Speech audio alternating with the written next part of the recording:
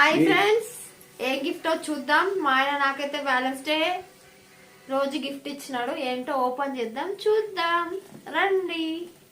Okay friends. Hi friends, మా ఆయన అయితే నా కోసం గిఫ్ట్ తెచ్చిండు. చూడండి, వ్యాలెన్స్ డే రోజు గిఫ్ట్.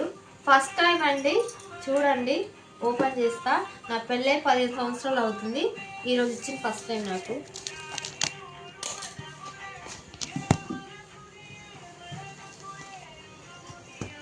చూడండి ఫ్రెండ్స్,